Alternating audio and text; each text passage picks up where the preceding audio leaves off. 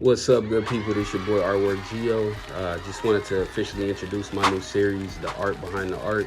What I'm doing is taking some classic art to a lot of the album covers that we've seen over the years, to a lot of classic albums and music that we've listened to.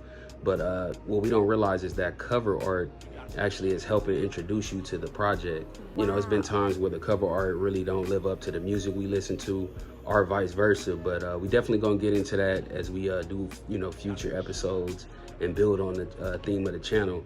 But I do want to start with hip hop and the album cover concept, because I come from music and I come from doing cover art professionally at this point probably for like the last 7 years. Wow. So I've done some like industry level stuff, and I've done a lot of stuff for the indie community, so independent artists from different regions, here on the West Coast, out of state. Shout out to my cousin Siraj, lives in St. Louis. I've been doing a lot of his stuff. But it's a lot of artists, man, just in general over the years that I've worked with. And then on the music side, dropping music professionally, different distribution situations. Spotify, I got stuff streaming, features. Wow. I had a name change, so it's like music under my old stage name, a couple records under my new. So, over the years, man, just a lot of experience with both the music and the cover art, or just art in general. So we're gonna put those two things together and, do the Art Behind the Art series. So, just a quick little introduction as to, what it's all about.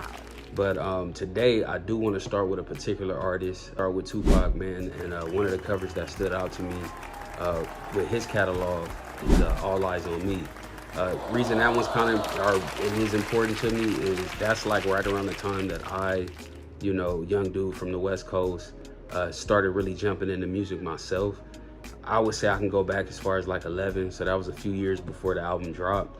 But when it dropped, I was pretty much all ears and taking in the whole hip hop, the rap, whole vibe. It was like right at the height of the, unfortunately, East and West Coast feud that was going on, but it was definitely a classic album.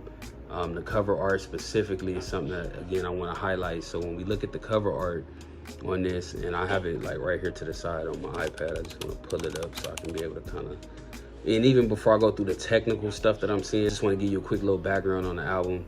Time when Pac had just got bailed out by Suge, he getting out of jail, went straight to record the album. I think he did this album in like 2 weeks, They said he hit El Pollo Loco. Shout out to them. If you're out here on the West Coast, you know about El Pollo Loco.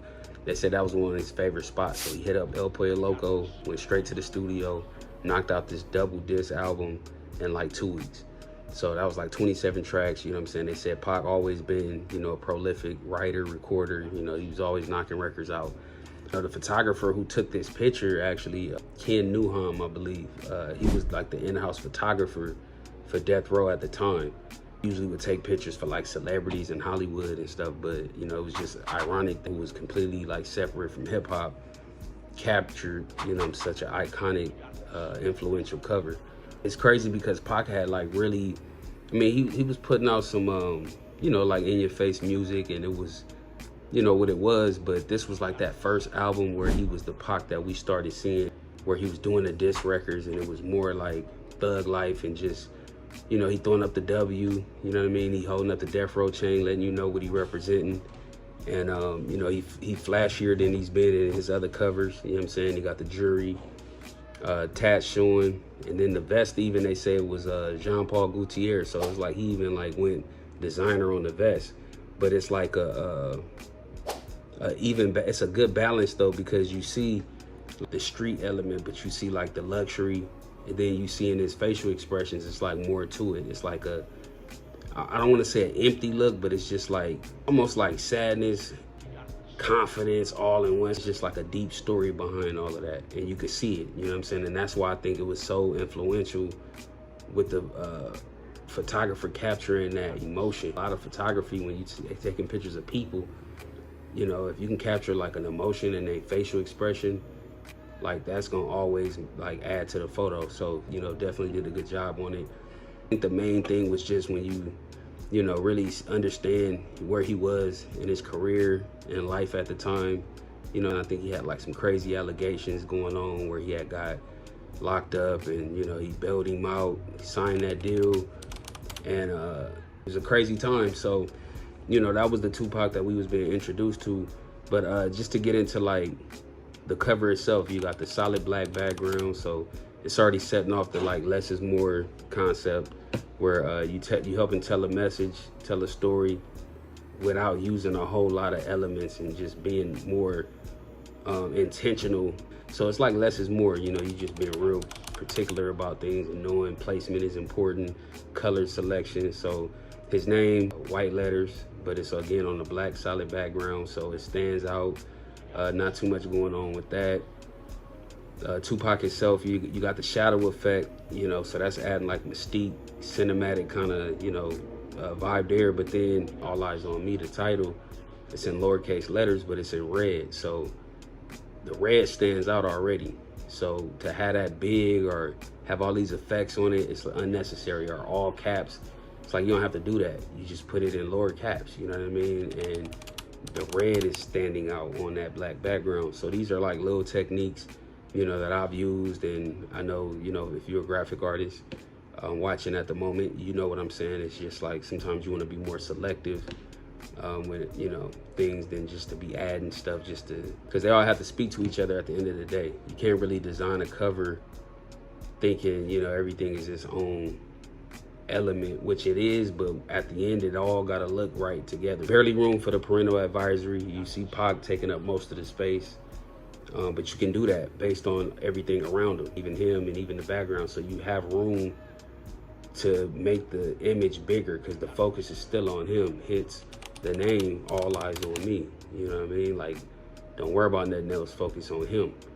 So that was executed well, man. I think they did a good job. And then you can see like the light shining on him as if it's like a spotlight. It could be a lot of other people around him. It could be a lot going on. It's like they just put a big spotlight on him and that's what you see. Yeah, man, double disc, little logo in the corner, let you know it's a double disc project. But yeah, you know, definitely a good album, man. I think that's pretty much the main things I wanted to point out. Don't want to hold you. I don't know how we're gonna format them moving forward, but for now, you know, I think this was a good start. And so, you know, if you like what you saw today, man, I appreciate you if you definitely like, subscribe, and leave a comment, especially if you stayed long enough to hear the little story that I put in there. But yeah, you know, this is how we doing it, man. So I appreciate y'all watching the Art Behind the Art. I'm your boy, Artwerk Geo, and I'll holler at y'all, man. It's work. I'm sitting here editing a video, and I realized I ain't even dropped a little background story for y'all, man. So, all right, so like it had to be like 2010, and I was at Can-Am Studios. This is the same studio where Pac actually recorded All Eyes on Me. This was Death Row Studio back in the day, around that time. And fast forward to 2010, I'm in there with my boy Bishop Lamont. Shout out to Bishop. He was signed to Dre, so he would Aftermath time recording music. At one point in the evening, I go to the back room, and that's where Pac had recorded the album. So I'm sitting in there, and I was just tripping, like, man, how many rappers have actually had an opportunity to be in the same booth, you know what I'm saying, as artists like Tupac, you know what I'm saying? That was pretty big. And I don't know if it was the same night or around that time, but it's a song, I Get Around, with Shock G, Tupac, and Money B. So Money B is an artist that was on that record right before Pac verse. Like, what's up, love? How you doing? Well, I've been hanging, singing, trying to do my thing up. You heard that I was. So that dude, I actually did a song with him. Shout out to Money B. I did a song with him and rapped after him, like Pac rapped after him on I Get Around. So yeah, that was just like a little experience, you know what I'm saying? Something that I thought was real dope, and I wanted to share that. Again, for anybody that stayed tuned, you know what I'm saying, showing love to the channel. Drop a comment, let me know that you actually caught that. And I might have something for you moving forward. I don't know what yet. I'm still figuring it all out. But we building a community, so you never know. You know what I'm saying? I'm gonna remember the real ones. So I just wanted to give y'all that. You know, with my experiences, I might have another little sidebar story. I can't say that I have experience with every cover that we might go over. But for the ones that I do have, you know what I'm saying, a little backstory with, I definitely share it with y'all. So appreciate you checking in, man, and tapping in with your boy.